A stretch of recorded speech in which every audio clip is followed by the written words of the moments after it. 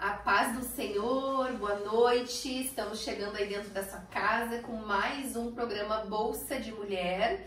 Estamos aqui nessa noite, nós quatro aqui reunidas, né? Não sei se é noite aí pra vocês, talvez seja de tarde, de manhã, no horário que vai estar assistindo esse podcast. O importante é que tu começou a assistir, então fica aí até o final, que vai ser bênção.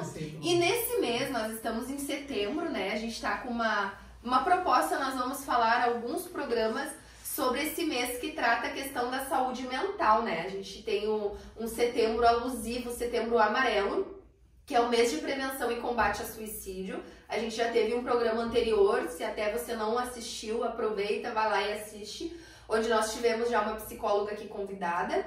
E hoje nós temos mais uma psicóloga aqui conosco, que também é aqui da nossa igreja, a Jéssica.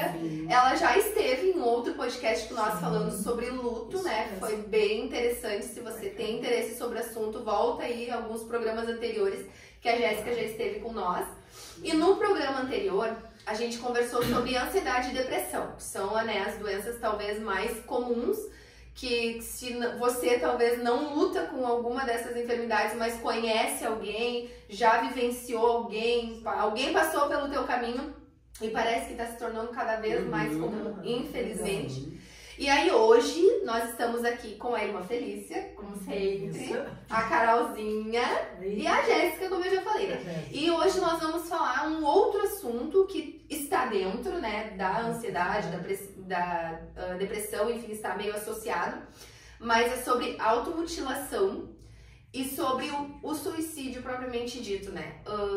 Algumas pessoas têm algumas dúvidas, né, sobre questão de sintomas ou as causas de um, causa de outro, o que leva ao quê. A gente tem um grande problema que até a gente comentou no podcast anterior, que é a internet, que ela é uma bênção quando bem utilizada, mas que ali contém algumas informações, algumas pessoas que acham que tem algum conhecimento, às vezes, né, vão ali, às vezes até banalizam algumas coisas.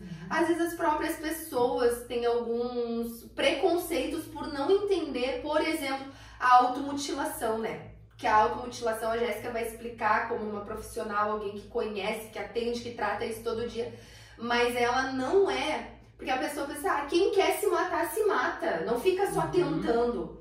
Mas é que é diferente, né, Jéssica? E daí eu queria que tu explicasse um pouquinho, primeiro, né, te apresentasse rapidamente, mas explicasse o que é a automutilação, o que leva uma pessoa a se machucar, a se cortar, por que ela faz isso, como sair disso, enfim. Pode começar. Bom, então, bom dia, boa tarde ou boa noite, né, a todos que me escutam. É um prazer estar aqui. Mais uma vez, obrigada pelo convite, pela confiança também. E para quem não me conhece, eu sou psicóloga Jéssica Catarina, tá bom? Psicóloga clínica comportamental. Então, respondendo um pouquinho, assim, pra gente iniciar, né, a automutilação, quando a gente fala, é sobre quando a pessoa pega algum tipo de objeto e ela mesma provoca um corte, né, ela mesma provoca algum machucado. É muito comum na região do antebraço, das pernas, coxa, né? Em geral, as pessoas inicialmente escondem esse machucado, né? E num segundo momento, às vezes sim, isso vem à tona, alguém percebe, coloca alguma roupa mais curta. Então também sempre é importante a gente estar atento, né? Quando a gente percebe que alguém está vivendo um quadro de depressão, perceber como que essa pessoa está, se ela não está se machucando, porque às vezes as pessoas usam o argumento de que caíram, de que se bateram, de que foi sem querer, que o gato arranhou, foi o cachorro, né? E às vezes não, às vezes aquela pessoa está provocando isso. Geralmente são cortes em sequência, né? Geralmente a pessoa não faz um arranhão só, um corte só, né? Então às vezes tem uma sequência de marquinhas ali. E a automutilação nada mais é do que uma tentativa de aliviar aquele sofrimento. Porque, assim, a gente não gosta de sentir dor, né? O ser humano, ele não está condicionado a isso. A gente foge, né, da dor. A gente foge, a gente toma remédio, um paracetamol, ibuprofeno, enfim, a gente nunca quer sentir dor. Bater o dedinho, né? Quem nunca? Bater num cantinho, ai, meu Deus! É até instintivo de fugir, né? Eu sou vacinadora, né? Aí, meu Deus, quando eu tô indo assim, a pessoa, ai, fica paradinha, magia, e a pessoa, porque é proteção, né? A gente não quer sentir dor. Isso. Então, vamos pensar todos juntos, né? Quando a pessoa chega ao nível de provocar uma dor e ela continua provocando aquilo, a gente entende que essa pessoa está em alto nível de sofrimento. Então, existe uma dor interna e, de alguma forma, ela tenta projetar isso para o externo, tenta projetar no corpo, né? Como a tentativa de aliviar uma dor, uma angústia. E aí, depende da causa, né? Cada um está sofrendo por alguma coisa. Então, a automutilação não é frescura. Assim como a gente fala que a depressão, né? A depressão não é frescura, a automutilação também não. Né? Então, a pessoa não está tentando chamar a atenção. Ela se cortou só porque ela quer chamar a atenção de todo mundo.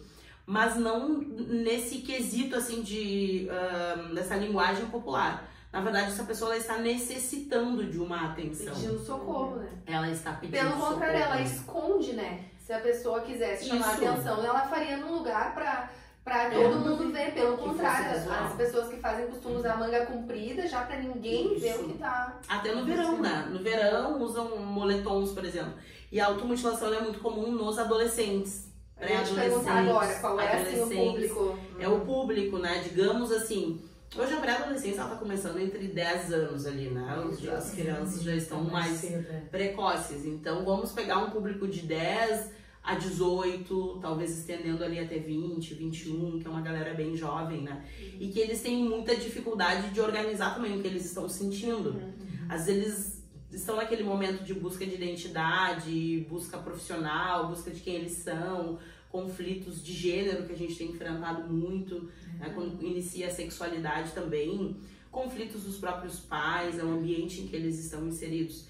Então, às vezes eles não conseguem nem dar nome ao que eles estão sentindo. Então, a única coisa que eles sentem é essa necessidade de alívio, tá doendo, então eles tentam fazer um corte, né? E às vezes esse corte ele pode ser um pouco mais profundo e ele pode vir associado a um desejo de morte, um desejo de morrer, né? Posterior a isso até uma tentativa de suicídio, né? Quando o corte é mais profundo, principalmente na região dos punhos, né? Que eles sabem que aqui temos mais irrigação sanguínea, né? Uma veia mais importante ali, que pode causar, né? Uma morte, algo assim. Mas aí, para chegar a esse ponto da automutilação, é porque, no caso, a depressão ou a ansiedade já pegou no estágio mais perigoso. Sim, nós estamos falando de um caso de moderado se tornando a grave já, né? Porque os sintomas mais leves em relação à alimentação, falta de apetite ou excesso, sono, o humor mais deprimido, um isolamento, né? Então esses são os sintomas iniciais. Mas à medida que isso às vezes não é atendido, essa pessoa não recebe ajuda, não está em tratamento, né? Então ela vai avançando, assim, um dos sintomas é a automutilação. É um sintoma da depressão. Porque a automutilação, muitas vezes, eles escondem, né? E muitas vezes os pais nem percebem. Porque a menina lá usa calça jeans, usa um moletom, um casaquinho e tal. E muitas vezes os pais demoram a perceber que tem alguma coisa mais grave acontecendo, né? E inclusive, os pais às vezes eles têm dificuldade de lidar com isso. Então assim, a pessoa já tá sofrendo e ela se cortou, ela se machucou porque aquilo ali doeu. É importante a gente entender que aquilo gerou uma dor, né? E às vezes os pais batem nos filhos. Posterior a isso, quando eles descobrem... Como um castigo. Né? Como um castigo, como uma punição, né? Às vezes uma falta de conhecimento, achando na verdade, que batido vai pensar isso, por que tu fez isso, tu não tem que fazer isso, ou às vezes machuca verbalmente também, não consegue entender que aquela pessoa está doente, né? Aí que tá. Então a gente precisa, para quem está nos escutando, né? Se alguém faz isso, ou se tem algum filho, um sobrinho, enfim, um amigo, alguém, né? Daqui a pouco tem líderes nos escutando também, porque os jovens dividem muito com as suas lideranças, né, sobre isso. É verdade. E também é importante, assim, a gente estar atento, né? Porque assim, ela pode estar num nível de automutilação, mas e quais serão os próximos passos, né? Exato. É uma escadinha, né? É uma escadinha, porque daqui a pouco aquela dor ali já nem é mais o suficiente também, né? Então, por isso que a gente fala também sobre o suicídio, daqui a pouco essa pessoa pode avançar para uma tentativa, né? Eu já ouvi falar que a pessoa faz isso e vai se tornando como um vício. Que ela começa a ficar dependente de se cortar pra ter, tipo assim, não um prazer, mas um alívio. É real? Torna uma dependência realmente? Sim, até porque se ela não sabe lidar, ela não tem outras estratégias, não tem outras formas de alívio de sofrimento. Às vezes ela encontrou essa como o único meio. Escape. E isso como um único escape. Então, às vezes até na escola eles se cortam, eles pegam a lâmina do apontador, em casa, as facas, a gente orienta muito, né, as famílias, tesouras, facas, apontadoras, giletes, os pressa-barbas, assim, os estiletes, né, todos os objetos pontiagudos, cortantes, assim, a gente orienta que se esconda, né, porque eles vão encontrando um caminho, na verdade, né? E querendo ou não, isso gera também uma adrenalina, tem um excesso de adrenalina, de dopamina ali naquele momento, né? Então, quando eles... Porque existe uma sensação ali quando eles se cortam, né? Então, se tem alívio, de alguma forma, fica muito disfuncional. Então, a gente poderia entender que aquilo está gerando algum tipo de prazer, porque fica muito dissociativo. A pessoa está sentindo dor e, ao mesmo tempo, ela está sentindo um alívio, né? Então, automaticamente, então, automaticamente ela vai repetindo. E ela vai normalizando aquilo. Às vezes os pacientes chegam, eles mostram, eu me cortei. Aí puxa ali, mas olha aqui, ó, já tá até saindo, tranquilo. Aí, claro, a gente faz um compromisso com o paciente, né, para que ele não se corte de novo. Mas às vezes acontece, às vezes eles têm recaídas, aí eles chegam na consulta, me cortei de novo. Nossa, chega a parecer alguém assim que tem um viciado, né, problema com drogas, alguma coisa assim, pra ver como realmente é uma luta, né? E se tu pensar que ponto chega a dor do coração, interna, que tu ter coragem, sabe? Eu fiquei pensando, imaginando, falando assim, da faca, da gilete. Tu pegar uma faca tu mesmo, né? Por isso que a gente não pode subestimar ou menosprezar a dor de alguém. Porque a gente tem uma mania de medir pela nossa capacidade ou pelo nosso parâmetro que a gente julga de dor. Mas nem é pra tudo isso que ela tá passando. Porque como tu falou, né, sempre vai existir uma causa, né? Então essa pessoa, pra chegar nesse ponto, ela tá com muitos gigantes internos ali, terríveis, que ela tá tentando lutar, tentando vencer. E pra chegar ao ponto de se machucar é porque tá insuportável a dor no coração. Essa meio que briga geracional, né? De que vem dizer, não, porque no meu tempo a gente fazia isso, e era muito mais difícil e tal e tal.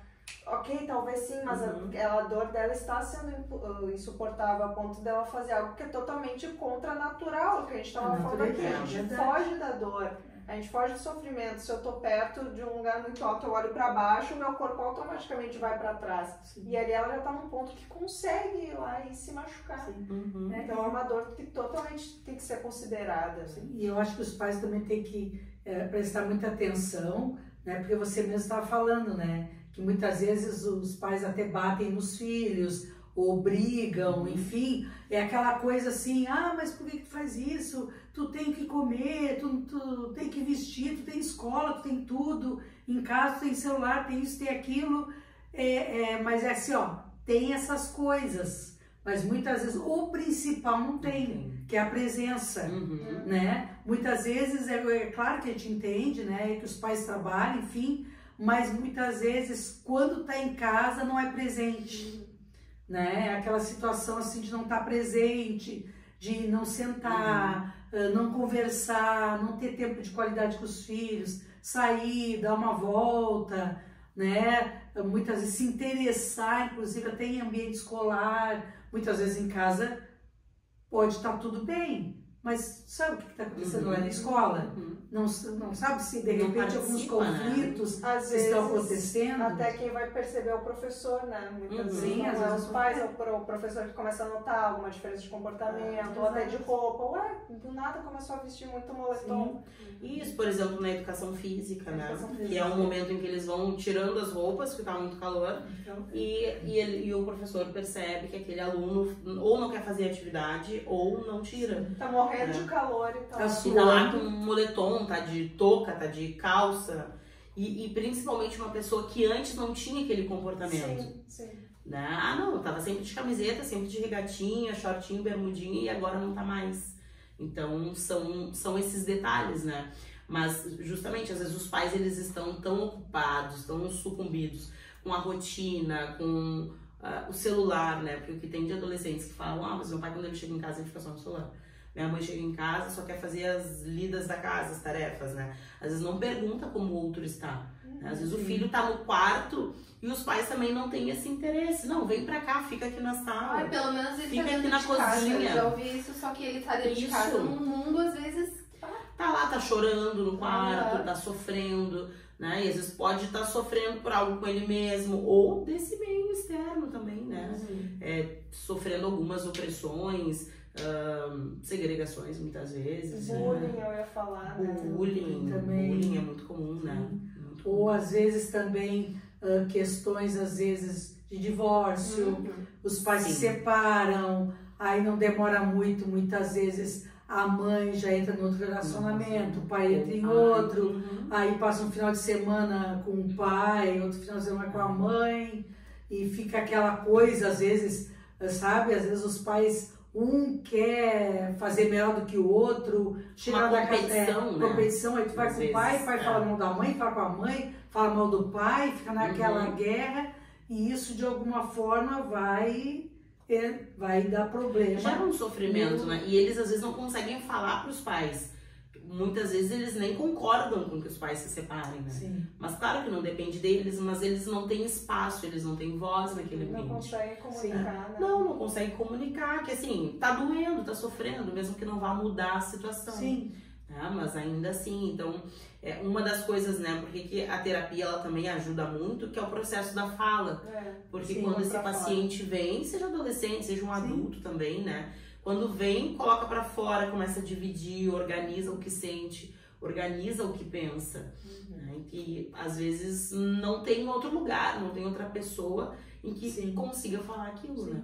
E muitas vezes também ou a criança ou adolescente pode se sentir culpado, né? Será que se separa por minha causa? Porque às vezes tu vê os pais discutindo, porque tu não deu banho, porque não arrumou, porque não sei o quê, porque ele não... Né, eu tenho que trabalhar muito, eu tenho que pagar as coisas por conta dos filhos. Exato. Às vezes eles se sentem culpados. Sabe, naquela discussão, e aí aquela criança adolescente, ele vai assimilando só um pouquinho, mas quer dizer então, que será que eu se separar, a culpa era minha? Que de repente ele tinha que pagar minha escola, minha roupa, o que eu como, o que eu visto. Quer dizer, será que eu fui a causa disso tudo?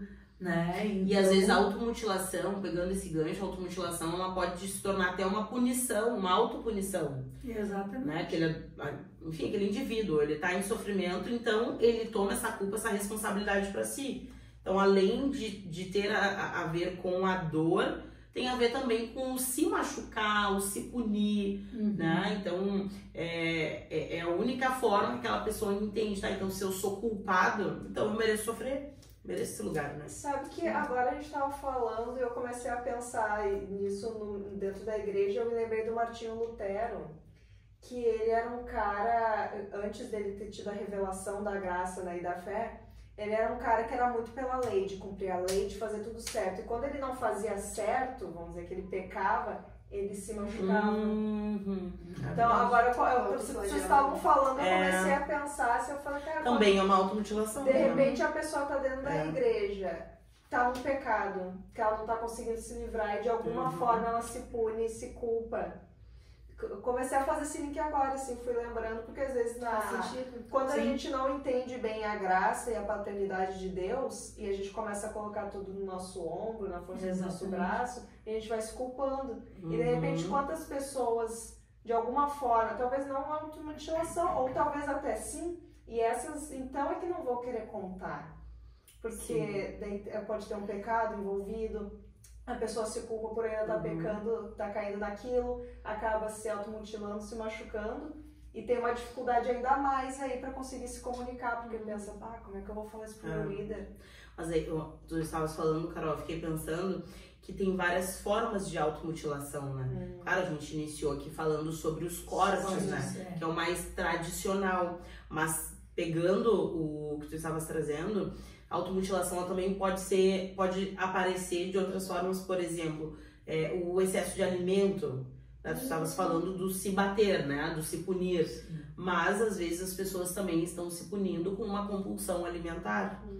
Né? Às vezes também é uma forma. Ou outras formas, uma compulsão por compras. E isso causa um prejuízo financeiro, por exemplo. Né? Então, tem outras formas, assim. Agora me vieram esses, assim, claramente. Que é muito comum, porque no consultório, quando tu vai tentando entender aquele comportamento do paciente, chega uma hora que tu te dá conta, tá, mas tu já percebeu que tu estás te punindo por algo? Porque aquilo não tá sendo prazeroso, compensatório, não é uma necessidade.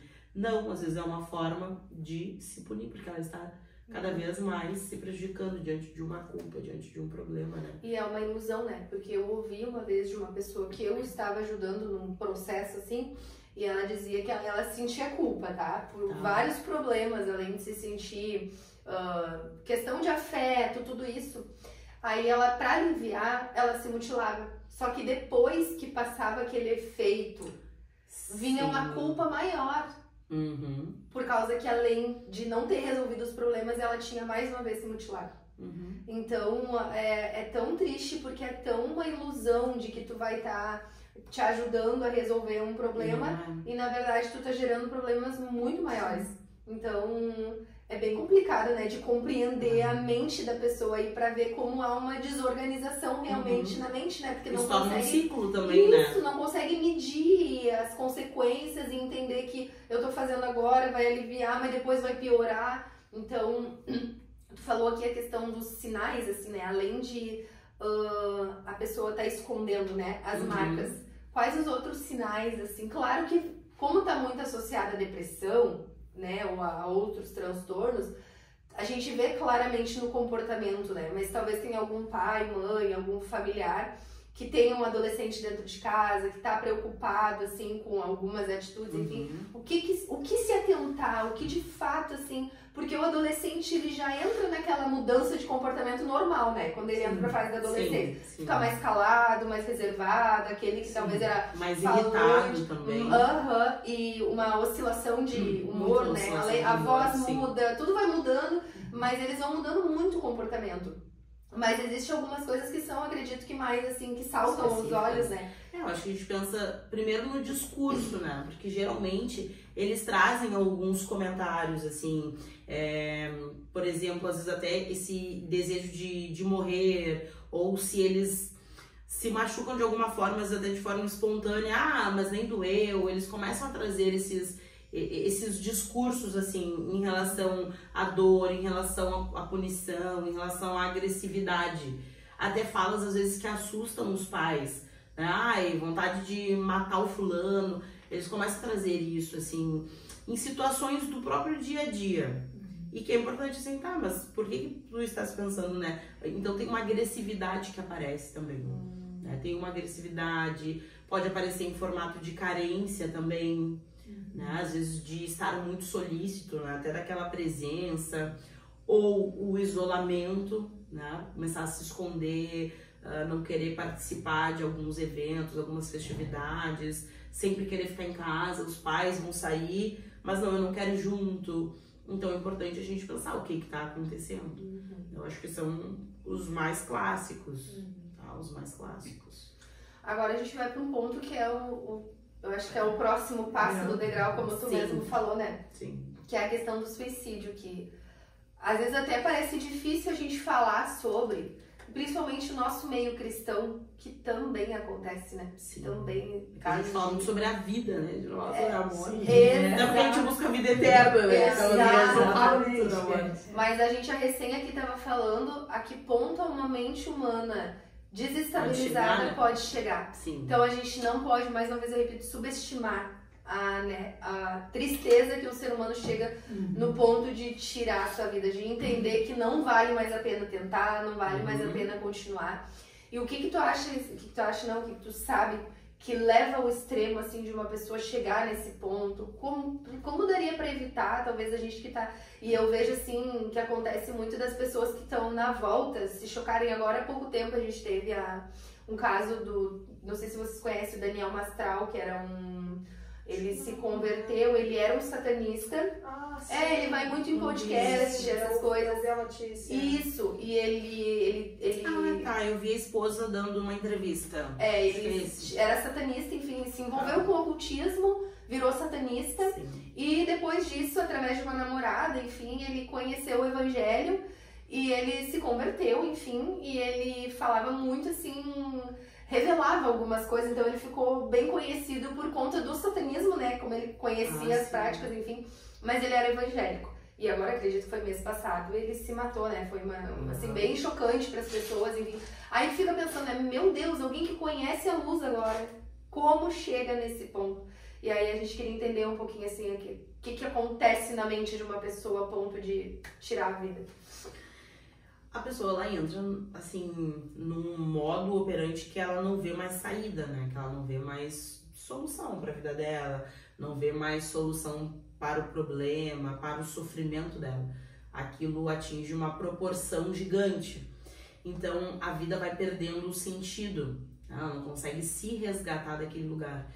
Digamos que é um buraco assim fundo e essa pessoa vai cavando cada vez mais fundo e a luz ou a saída desse buraco, desse túnel, enfim, ela vai ficando cada vez mais distante, né? E a pessoa se perde lá dentro. Então, o desejo de viver, ele vai diminuindo, né? A chegar ao ponto dessa pessoa, a gente entende assim que tem uma dissociação ali, um rompimento com a realidade, né? Tamanho sofrimento. Então, aí, claro, depende da história de vida, da trajetória daquele indivíduo. Geralmente não é algo só daquele momento, né? Sim, às vezes é algo que vem acumulando já, né? Essa pessoa já está a um longo prazo, assim, já, né? Com algum problema, alguma deficiência, enfim. Seja na vida dele, seja em volta, ao redor. Gostaria que a vida fosse diferente. Não consegue, às vezes, fazer coisas diferentes para mudar também, né? Então, mesmo cristãos, né? Até porque eu atendo muitas pessoas cristãs. E tem muita gente cristã que tem depressão também, que pensa em se matar e às vezes até se questiona, se cobra, tenta entender o porquê disso, né? Mas às vezes é só o desejo de aliviar o problema. Só que como eu falei, né? A pessoa que chega ao suicídio, ela entende que não tem como, que não tem saída, que não tem esperança, né? Mesmo diante de tanta fé. Às vezes aquele sofrimento tem muita coisa que às vezes a pessoa carrega desde a infância dela, né? Então tem raízes muito profundas, né? E às vezes não se tem uma rede de apoio tão sólida, né? Depende, não consegue dividir. Mas tem casos, assim, de pacientes que às vezes estão até em terapia por tempos, assim, anos às vezes, e ainda assim chegam ao suicídio, né? Meu Deus. É algo bem profundo, assim, a última instância da depressão é tirar a própria vida, né? Então a gente sempre faz o possível para resgatar o paciente daquele lugar, né? Buscar rede de apoio, claro, buscar apoio também na palavra de Deus, mas não só isso, mas estar amparado também com as pessoas que estão ao redor, até mesmo da própria igreja, né? A pessoa entender que às vezes sozinha é difícil vencer, mas com outras pessoas, claro, com o amor de Deus, a presença de Deus também, né? Ela consegue se resgatar. E a depressão, ela tem cura? Existe uma cura para alguém que... Ou simplesmente existe o alívio dos sintomas, uma melhora, assim, por algum tempo, mas a pessoa que luta com isso... É porque tem uma diferença também das causas, né? Às vezes é um problema, se tu consegue tratar a raiz daquele problema, né? Vai lá, consegue resolver, enfim... Seja, por exemplo, uma crise financeira. Daqui a pouco... A pessoa entra numa depressão, luta anos por aquilo, mas aquele problema se resolve, tá, consegue resolver, ou dependendo se é questão hormonal, de produção de alguma substância, alguma coisa, mas enfim, de uma forma geral, assim, existe uma cura, tem como a pessoa passar por um processo desse e depois conseguir ter uma vida normal, assim, ou vai talvez tomar uma medicação, fazer uma terapia, como é que é? Não necessariamente, né? Precisa ficar dependente de uma medicação ou terapia para sempre. O que a gente fala é que tem tratamento. Acima de tudo, acho que as pessoas precisam entender que, assim, eu até uso nas palestras, né? Ninguém nasce com depressão, então a gente não precisa usar esse rótulo, né? E carregar ele para sempre. Acima de tudo, nós somos um ser humano, temos nossos sentimentos, as nossas dores. Então, assim, eu posso tratar, eu posso cuidar disso, eu posso aprender a lidar com essa depressão também. Como que eu enfrento a depressão? né? Será que realmente não tem saída? Será que realmente não tem solução? Às vezes eu não estou enxergando a saída, mas tem outras pessoas que podem me ajudar a enxergar uma saída junto comigo, caminhar junto comigo em direção a esse lugar, né? Então, a depressão, ela pode ter fatores também, que é uma predisposição genética. Então, a pessoa pode ter um gatilho, uma situação na vida dela, seja financeira, relacionamento, luto e tantos outros, e essa depressão pode vir. Tá, eu tratei, mas eu posso ficar por um período bem ao longo da minha vida, mas daqui 10 anos acontece uma outra situação. Então, eu posso ter uma recaída. Eu posso vir a apresentar sintomas de depressão novamente. Então, Jéssica, 5 anos atrás eu tive depressão, eu tomei medicação, fiz terapia e fiquei bem até agora, mas nesse momento eu perdi o meu emprego e eu não tô sabendo lidar com isso. Tá bom, então essa pessoa volta a fazer um tratamento, se precisar ela toma medicação novamente, né?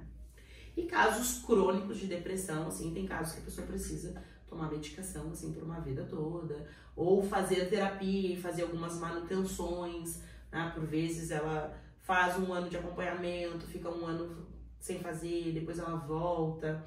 Isso acontece comigo, assim, tem pacientes que ficam um tempo, aí eles ficam um tempo sem, pouco eles voltam porque não estão bem. Às vezes voltam pelo mesmo problema, ou voltam por outro problema. Né?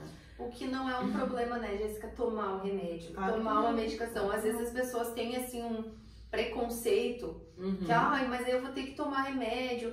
E existe muito forte ainda, por mais que hoje, assim, graças a Deus, a gente deu um passo muito grande, assim, em questão de aceitação dessas doenças, de entendimento também, né? Porque principalmente assim, no meio cristão, no né? meio cristão, isso existia um tabu muito grande pela questão de espiritualizar. E a gente, enquanto crente, a gente vive, sim, batalhas e guerras espirituais. E a gente também não pode só naturalizar, é só natural, é só depressão. Não, a gente precisa atrelar as duas coisas. Então a pessoa precisa sim buscar ajuda, a pessoa precisa sim tomar remédio, a pessoa precisa sim buscar ajuda espiritual, enfim. Porque essas coisas juntas vão trazer. Aí aqui, né, eu perguntei se a depressão tem cura.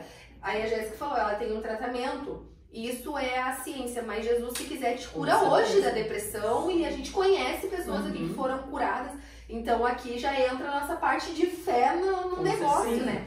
Mas a gente precisa ter esse entendimento, porque se eu tenho um problema no coração, eu posso tomar uma vida inteira um remédio para não infartar. Mas agora, porque eu tenho um problema emocional, eu não posso tomar um remédio porque é um problema. Ah, não, eu não posso ter isso, eu tenho que aprender a me virar sozinho. Não. Porque é remédio pra louco, né? E essa muito. Psicóloga é pra louco, psiquiatra é pra louco. Ou achar, é louco aqui. Achar que esse tipo de remédio te deixa meio... Vai me deixar grog, vai me deixar zen, vai... Vou ficar dependente. É claro que tem, mas as tem os medicações efeitos colaterais do coração inicialmente. Exato. Mas não, também não posso adaptar uma medicação, né? Sim. Às vezes é a dosagem que precisa ser adaptada. Ah, esse remédio não funcionou, mas vamos tentar o outro.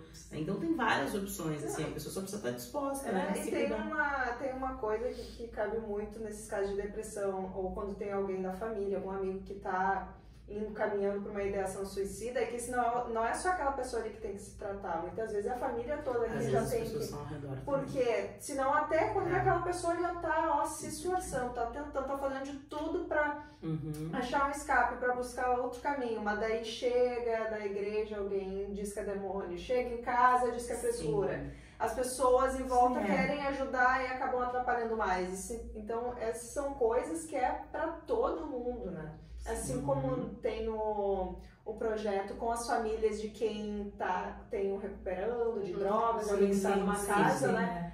Da mesma coisa. Também. Porque a família tem que também... Porque não é fácil, às vezes, para a família, né? Os Sim, pais podem entender, pensar... né? Poxa vida, meu filho quis se matar, o que eu fiz de errado? Os pais muitas vezes também vão se culpar e vão ficar nessa dificuldade de lidar, porque eles também daqui a pouco começam a passar por um processo até de depressão ou de se culpar, enfim. Então isso é algo que é para todos, né? Todos ali que estão em volta.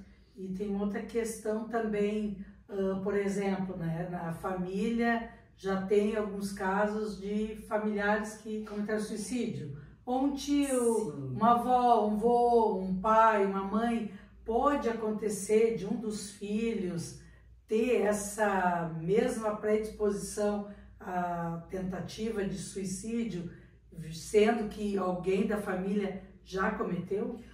Pode, né? Até porque a gente entende que aquela pessoa já nasceu nesse contexto, né? Então ela já nasce num contexto de luto e assim, a causa, né, daquela morte. Sim. Então eu já entendo que aquilo é possível, eu já nasço com essa informação de que se a vida tá muito difícil eu posso tirar a minha vida, né? E claro, se a gente vai para legalidades espirituais também, que a gente tá falando aqui, Sim. então também tem essa legalidade de morte que já paira naquela família. Mas claro que a gente pode romper isso, né? Uma vez que nós aceitamos a Cristo e buscamos isso, nos blindamos. Mas a gente precisa nos blindar espiritualmente, a gente estava falando antes, né? Das brechas, as brechas emocionais. Se eu não estou bem, logo eu já não busco tanto a Cristo. Então, o inimigo das nossas almas, ele encontra ali um espaço. Menos, vai lendo eu já oro menos, eu já não vou tanto ao culto, então eu já não busco, então eu já questiono muito a vida, já questiono a fé, às vezes até questiono a Deus, né? Questiona a Deus, por que a minha vida tá assim, por que é tão ruim, por que tudo acontece só comigo, enfim. Mas só respondendo a tua pergunta, né? Então pode acontecer, inclusive, né? Isso é muito comum, né? De acontecer assim, de ter um histórico, né? E às vezes em cada geração, Tem sabe? alguém que Na geração do bisavô, na geração do vô, na geração do pai, né? Mas claro que isso pode ser quebrado. Claro. Então quando a pessoa já sabe que ela nasce nesse contexto, né? Ela já precisa estar atenta, assim, se ela tá bem, se ela não tá, se ela precisa de ajuda, se ela não precisa, ou os próprios familiares, né? E acho que uma outra coisa que é importante é falar sobre isso. Porque geralmente esses assuntos se tornam tabus. O fulano tirou a própria vida, ninguém mais fala sobre isso. Ninguém mais fala, um exemplo, né? A Josi lá na família Trabac tirou a vida. E aí ninguém mais fala, parece que a Josi nem existiu. Ninguém se comenta sobre, sabe? Então tem alguns assuntos que ficam muito velados nas famílias. Então às vezes é muito mais fácil de discorrer, porque às vezes só precisa entender o que aquela pessoa estava vivendo. Tá, gente? Então não vamos deixar que a nossa vida também chegue nesse nível. Exatamente. Né? A ponto de... porque aquilo daí que fica velado não é tratado. Não é tratado. Essa é a questão. E algo que eu comentei no outro podcast com a Miriam, por exemplo, se a família já é assim, eu comentei antes, a gente não precisa esperar ter um problema para ir ao psicólogo. Sim, com certeza. Então isso seria até um cuidado preventivo. Nossa, a nossa família já teve tantos casos assim. Vamos procurar uma ajuda, porque essas pessoas não souberam talvez lidar com um problema. E todo mundo vai ter problema. Ninguém vai ser imune de problemas. Então se na minha casa eu não consigo aprender, eu posso buscar alguma terapia. Vir para terapia para um autoconhecimento. E tem muita gente que faz isso. E assim, é maravilhoso o trabalho, né? Então não precisa esperar, né, acontecer algo ou chegar a esse ponto de não saber lidar. Até porque o ser humano se inclina a esperar que o outro entenda o que ele está vivendo. E às vezes as pessoas não vão compreender. Então por que não, né? Nós mesmos devemos dizer, não, eu quero me conhecer, eu quero saber quais são os meus limites, né? Do que eu gosto, o que eu não gosto, aquilo que eu tolero, aquilo que eu não tolero, né? Qual é o meu contexto familiar? Porque quando tu vai pra terapia, tu não fala só sobre ti, tu fala sobre a tua vida. Cada semana tu chega e conta uma coisa. Eu digo que a vida ela é um quebra-cabeças, né? Então quando tu vai pra terapia, essas são as pecinhas que vão se encaixando. Quando tu fala daquele contexto familiar, a gente trabalha em cima daquela árvore genealógica.